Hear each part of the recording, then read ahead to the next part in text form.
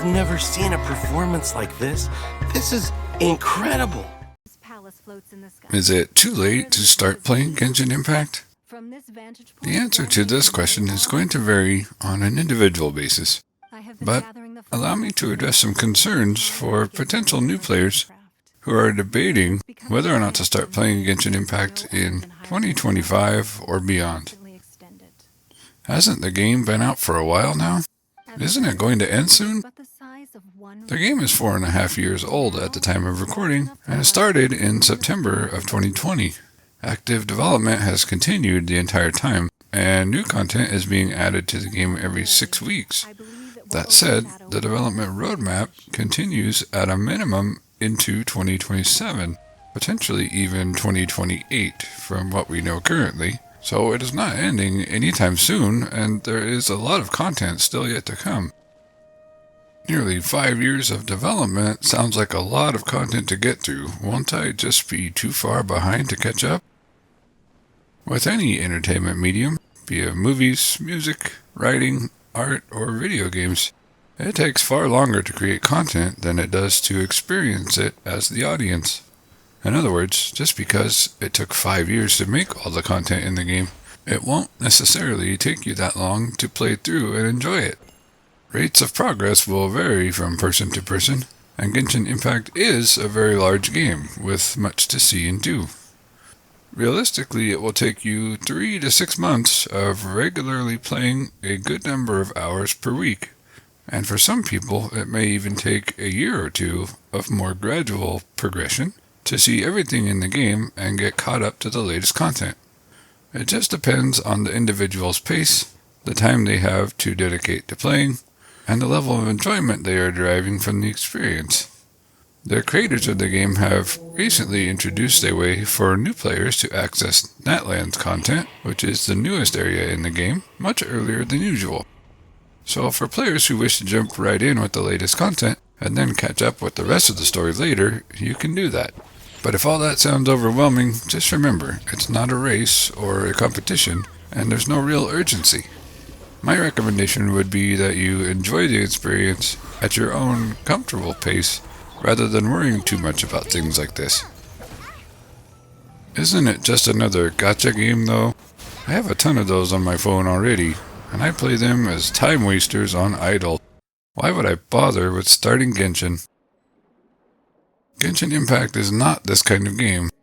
It's primarily a single-player, open-world role-playing game with a huge emphasis on exploration and story. It just happens to also have a gacha element to it, just like it also happens to have some things you can do online and co-op play. But in terms of your expectations for it, approach this game as if it were a large, open-world, single-player RPG, with a focus on story and exploration, because that's essentially what it is. How will I know if I like this kind of game? If you tend to enjoy games that have rich lore and memorable characters, or if you enjoy having huge worlds to explore and mysteries to discover, or you enjoy games with very interesting, engaging, and well-written stories, you'll probably be pleasantly surprised by how much you like what Genshin Impact has to offer. If you are a person who is instead more interested in collecting every character in the game and completing things 100% as quickly as possible, being able to completely skip over the story and rush to the end of the content, Genshin Impact probably won't hold your interest very well. There is no way to skip cutscenes or dialogue completely, and while you can skip ahead to an extent with some content, you'll still have to meet certain requirements by progressing the story in order to fully access everything. It may still interest those of you who can tolerate the lack of skip features, but that's up to each person to decide for themselves. You said that gacha and co-op are just a part of the game? What do you mean? The gacha features of Genshin Impact are primarily there to increase the variety of characters and weapons that you can use while playing the game. Beyond that, they do not alter the core experience of the story or exploration in any significant way. The game will also provide every player with free access to a handful of characters as they progress in the story. It's more than enough to make a reliable party to adventure with, even if you never touch the gacha system in the game at all. As for co-op multiplayer, you can play the game with your friends to an extent, but you are limited on the types of activities you can do in co-op, and you cannot advance the progress of the main story, called Archon quests, while in co-op. So your focus in co-op will mainly be doing daily tasks with friends, participating in limited time events, or just exploring the world and adventuring. You will still need to treat the game primarily as a single-player experience in terms of progressing the main storyline. If you are interested in learning more about quests in Genshin Impact, how the Gacha system works, or the variety of features you can find in co-op mode, you can check out some of my other Genshin Impact tutorials via the link in this video's description. You mentioned limited time events. Does that mean I've missed a ton of content already? Yes and no. It's true that the game's developers provide limited time events with exclusive content for players on a regular basis. And yes, you have missed a lot of that already. I did too back when I started at the end of 2022 in version 3.2 of the game. I'd already missed a good 2.5 years of this kind of content.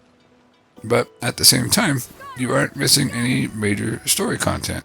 These kind of events do sometimes include major characters that appear in the story, and they can add a little bit to your experience if you are already familiar with those characters. They are also quite varied and often fun events to participate in, and I would definitely recommend you try them when you feel comfortable to start doing that.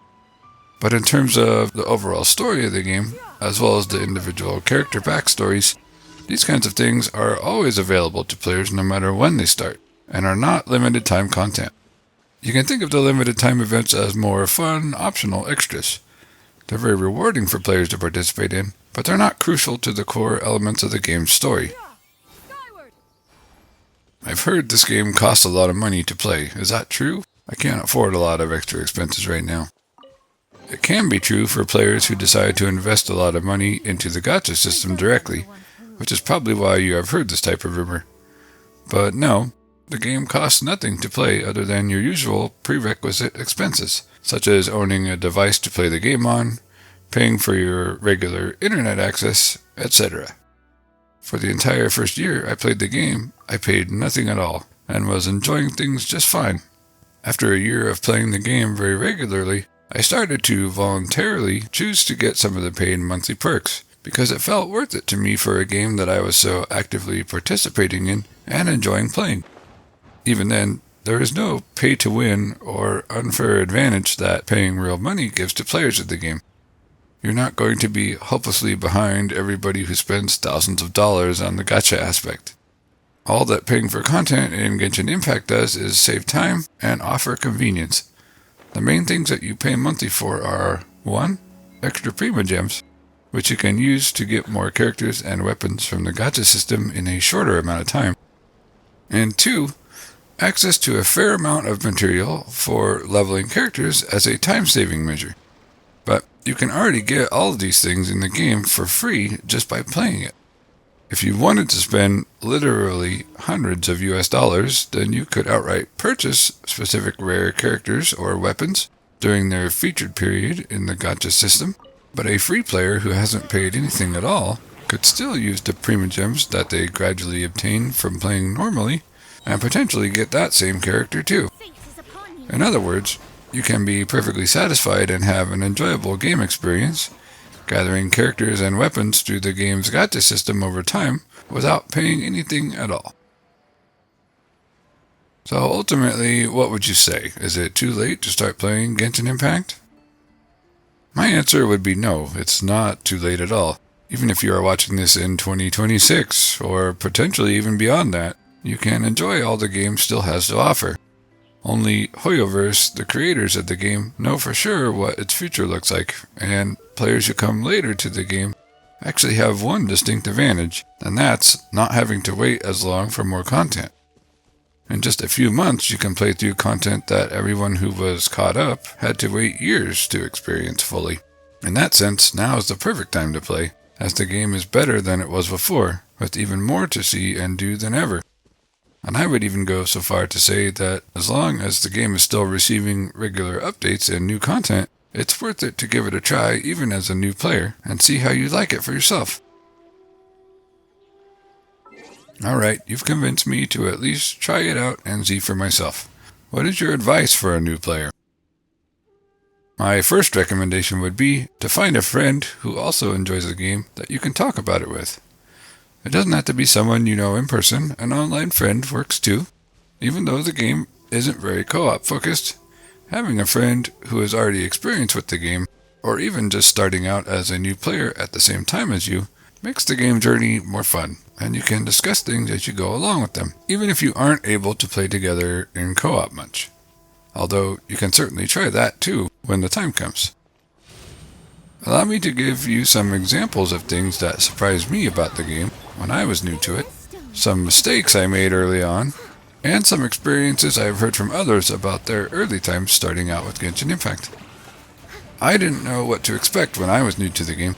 I had heard it was similar to games like The Legend of Zelda, Breath of the Wild, so that was the game I had in mind when I was starting.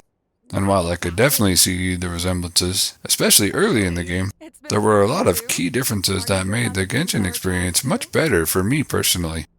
One of the main ones was not having any weapons or armor break, like how it works in the newer Zelda games. That was an immediate improvement for me and was a huge turnoff for me in the modern Zelda titles. Setting direct comparisons aside though, I was really surprised by a few things in Genshin even early on. The music was fantastic, and the writing and story were both very high quality. I'm not sure what I had been expecting, but Genshin exceeded my expectations in all those regards, and later in many other ways too. One thing to note is that you cannot actually play in co-op mode or participate in a lot of the game's events until you have progressed a fairly significant amount in the game's initial story. When I was new, this felt like it took forever to unlock co-op, and I was questioning why it took that long early on. Looking back now, in hindsight, however, at how large the game really is, it feels like the perfect amount of time to allow players to get accustomed to how the game works before opening up more of its content and systems. To put it another way, you will want to complete the entirety of the Mondstadt area's storyline before trying to do a lot of other optional things in Genshin, like co-op and limited time events. Most things in the game will require you to at least progress the main story to that point before it will unlock. After that, you can proceed more at your own pace without worrying too much about restrictions. But until then, make your focus be progressing the Archon quests in the first region of the game and seeing more of the story as it unfolds. One mistake that I made at first when I was new was thinking that the boss enemies that I would sometimes encounter as I explored were just optional challenges for later in the game. As I eventually learned, if you want to level up any of your characters beyond level 40, you are going to need to start battling those bosses, at least from time to time, in order to get the materials that they drop as rewards for defeating them. And speaking of leveling up your characters, something that really tripped me up and made for a frustrating experience at one point was the progression of the adventurer rank system and world levels. Basically, the higher these levels go, the stronger you can make your characters, but also the stronger your adversaries become. In a nutshell, at one point, I leveled these up too high, too quickly, and so my characters became overpowered by even regular normal enemies because I hadn't leveled them up enough to strike a balance. And even normal enemy battles during exploration became frustratingly difficult for a period of time. This tied into my earlier mistake about neglecting the bosses, and so I had to learn the hard way not to level up my world rank higher than what my characters could handle. My tip here is simply waiting until your characters reach the max possible level the game lets you, and then level up your world rank one more level, but stop again after that until your characters reach the new higher max level and feel like they can handle the enemies well. Either that, or you can stop increasing your world rank levels at any time you wish, and you can still accumulate adventurer experience in the meantime too. I later played for a few months without increasing the rank, fearful that I would repeat the prior situation, but with greater understanding of the game's systems over time, I never made the same mistake again, thankfully. For players who are feeling a little overwhelmed at all the things there are to see and do in the game, that can be a very normal thing starting out too.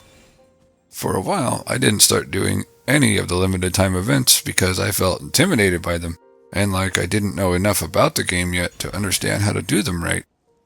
My advice here is, if you're not sure what to do, just focus on Argon quests particularly, which are the game's main story quests, and then just explore around some more freely as you see fit. There's no wrong approach, but by focusing in on story progression, you'll make strides and come to understand more of the game as you go along too. Others I have spoken with suggested they often got distracted by other tasks when trying to focus on progressing the story, and this was common for me too. There was this fear that they were wasting time by getting caught up in exploration and distracted from the main story content. But Genshin is extremely rewarding of players who take the time to explore, and no progress is ever meaningless or completely lost. Even progress exploring the world has merit and benefit in the long term, and the game rewards you for doing that too. And when you get caught up to the current content, exploration is the main thing you'll do while waiting for new story content to be released. Exploration is all part of the fun and enjoyment, not something to be reprimanded or punished for.